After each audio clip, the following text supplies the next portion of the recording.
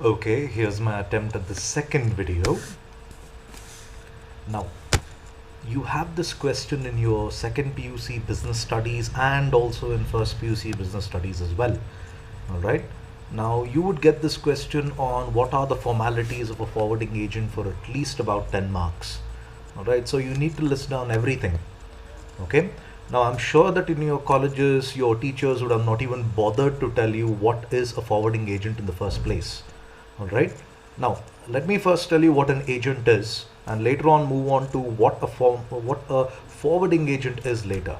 All right. Now, you require the function of an agent for one big reason, that would be when the distribution network is pretty vast. At least in the domestic trade, that's the reason why you would need an agent in the first place. Now, if you look at products like milk or products like newspapers, it's practically delivered to every household in Bangalore. Now, KMF or Times of India or Deccan Herald does not have the infrastructure to deliver the products themselves, since the distribution network is so vast. They don't have the resources themselves to do it. So what they do is they employ agents who are able to do this work on their behalf. Okay. Now remember this point which I said. An agent is doing your work. Okay. You're supposed to do that job, but instead an agent is doing it on your behalf. Okay. Now keep that in mind. And now let me come down to what a forwarding agent does. Okay. Now, if you look at these different points, I think there are about 8 points if I'm not wrong. All right. So let's start off with what a forwarding agent is, and later on move on to what are the different formalities of a forwarding agent. All right. Now, a forwarding agent is required in foreign trade when you are not able to import a product yourself, okay, or export a product, either way. Okay. Now, a forwarding agent does both sides of the trade. It's effectively the same guy who's doing both sides. Okay, if he's into the business of exports, you call him as forwarding agent. If he's in the business of imports, you call him as a clearing agent. All right. Now, what's the reason why you would require to do something like this? Okay. Now, let's say you're a person, say in Bannerghatta Road, wherein you are into the cutting and the polishing of marble or granite. Now, if you've been to Bannerghatta Road, you would notice that a lot of people there who own those different stores are in fact either registered as a partnership firm or as a sole proprietorship firm. Okay.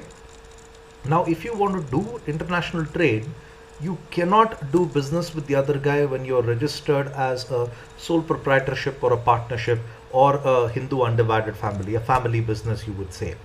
Now, the reason being, there is not enough regulations in that particular type of business. So the other guy doesn't trust you at all. To be very blunt, he doesn't trust you at all. So what you do here is, you don't say, for example, Vipin Marbles and Granites is exporting something. It's registered as a sole proprietorship. I would in fact contact an agent. And the agent here will go about exporting on my behalf. Of course, he'll take a commission from his side, but paying that commission is a lot better than me having to register my business as a company and then, the whole circus afterwards. So why bother doing all that, right? When you have an agent who's able to take care of everything from his side. So the agent is always registered as a company. Now, when he is registered as a company, that makes things so much more easier for me to do. I need not go about taking up registration. I need not talk to companies, the registrar of companies. None of that work is required. All I need to do is tell the agent that do the following jobs, and he takes care of it all. Okay, so that's one reason. Because the agent is already registered as a company, it makes it easier for doing trade internationally. In international trade, it's usually one company with the other. It can never be with one family business and another company abroad. Okay, they just don't trust us if you're registered as a sole proprietorship or a partnership. Okay, because you could just shut down and run away with the money which the importer may have paid you. So it lacks regulations on that matter. Okay, now let's look at formalities of a forwarding agent. I'll try to explain each point as slowly as possible. All right, and we can see, in fact, how I'm sorry, I got a text message on my phone, so I'll just switch it off. Yeah. Okay. Let's start off with obtaining the customs permit. Okay, the customs are a division of the central government. Okay, now you need to take permission from them when you're doing international trade, be it exports or imports. You still need to take permission from them. So all you need to tell them is, I'm exporting the following goods. Can you tell me yes or no whether I can do it or not? Okay, so that's the first thing that you have, obtaining the customs permit. Then secondly, obtaining the shipping order. Now shipping order here is a document wherein you need to buy real estate on a ship. Okay, now here is where the tricky part comes in. You may have noticed in some boxes, or even when you get onto Flipkart, they give you dimensions of the phone, or dimensions of a product. And when I say dimensions of a product, I mean they give you the complete dimensions, not just the length and breadth. They even go about giving you the height of the product. Now the reason is that because when you're importing, you cannot buy real estate on the ship like how you buy real estate in, say, Bangalore based on square feet. It doesn't work that way. Here you need to look at volume. Okay, that's the reason why you see one steel container being stacked on top of the other on these container ships. Okay, so you need to buy real estate on a ship. So depending upon what is the quantity of goods you're exporting, accordingly you need to purchase the appropriate value of real estate on board the ship. Okay, so there, obtaining the shipping order is effectively buying space on the ship to load your goods. Then the third one, completion of shipping bill and payment of export duty. Completion of shipping bill is just agreeing with the shipping agency that you want to do business with them, and they are agreeing to export your goods. They're agreeing to your goods to be loaded on board the ship. Okay, a shipping agency is nothing but a company that owns a ship. Okay, payment of export duty. Here is where another interesting part comes in. If you remember the previous months, the government of the government of Karnataka would give you exemptions on excise duty. However, government of India will not give you any exemptions on any taxes that you need to pay. You will have to go about paying export duty on the value of the goods which are leaving the country. Okay. Then payment of dock dues. A simple way to remember dock dues is that you have these crane operators who load and unload goods on the ship. Okay, so you need to pay their fees for having the goods being loaded on board the ship. Okay, if you look at a port, you have a lot of people who participate in the trade, be it directly or indirectly. You have people who own warehouses, you have people who own ships, you even have people who own cranes as well. So the crane operator, the company that operates the cranes, you need to go about paying these the charges that they levy on operating the crane. Okay, then customs verification before loading of goods. Now before goods are loaded, the customs guys, which is a division, like I said, of the central government, they go about checking the quality and they go about validating whether you are exporting whatever you say you are exporting. Okay, if you look at foreign trade, it's a big business for, in fact, smuggling goods. Okay, a lot of people, you may have come across stories in the news of how these Africans and how a lot of the people from abroad who in fact who bring in narcotics into the country by smuggling into hardbound books, by smuggling it into pets.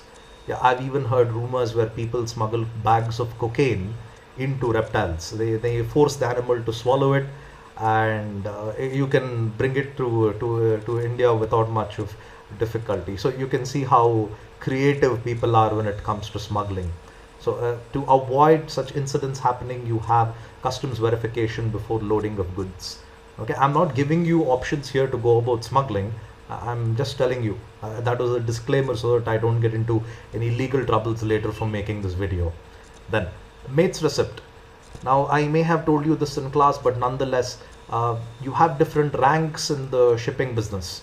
Okay, firstly, if you look at historically, the captain of a ship is a person who looks after the ship, individual ship. Okay, an admiral is a guy who looks after a fleet of ships. Okay, and there is a commodore. The commodore is the guy who heads the whole navy, you could say. Okay, you don't have commodore anymore. You have admiral, you have captain, and you have the guy below the captain that happens to be first mate, or just you would call him as mate. In case you guys are big fans of Pirates of the Caribbean, you would know the Black Pearl, the original captain of the Black Pearl was Captain Jack Sparrow, and his first mate was Geoffrey Rush, that is Captain Barbossa. Okay, and Captain Barbossa commits mutiny, blah blah blah blah blah. We'll get into that some other time. So a first mate here is a guy who is in fact second in command to the captain. Okay, so what does the first mate do here? He goes about checking the quality of these goods after they're loaded on the ship, and during the journey of the goods from, say, the from the location of export to the importer's location. Now a lot can change. There are weather conditions that could affect it, human error, that all that could deteriorate the quality. In case anything has been affected, the quality has deteriorated, you will see a invoice, sorry, not an invoice, a report being generated by the first mate, which is given to the exporter, saying that okay, you loaded 100 goods, 2 of them have been damaged, and the exporter can use this to claim insurance. Okay, so that's the purpose of a mate's receipt. Then a bill of lading. Now how do you say that this goods which you are in fact exporting is in fact belonging to the right person? Okay, now to show that who is the original owner of these goods, who's the actual guy who's purchased these goods, you have a document here called bill of lading. Now just imagine yourself at a port. Okay, you have dozens of ships there, many other importers as well who imported probably the same goods as you. And how can you go about saying that this product in fact belongs to me and that belongs to someone else, right? So you have a document here which is called bill of lading, that in fact says that you are the original owner of these goods. You are the person who is in fact paid for this. Okay, it's a way to claim identity proof for the products that you've purchased. Then insurance of cargo. If you remember your topics on marine insurance, you need to go about taking up insurance on your cargo. Okay, now insurance on cargo depends on what exactly you are exporting, the quantity of the goods, the type of goods, all that is taken into consideration when you are exporting goods. Okay, I'm not really sure about the cost, the premium that you need to pay when it comes to marine insurance, but as far as I know, you need to go about personally and checking with the insurance company before you actually take up the policy. And finally, the last point, advice to the exporter.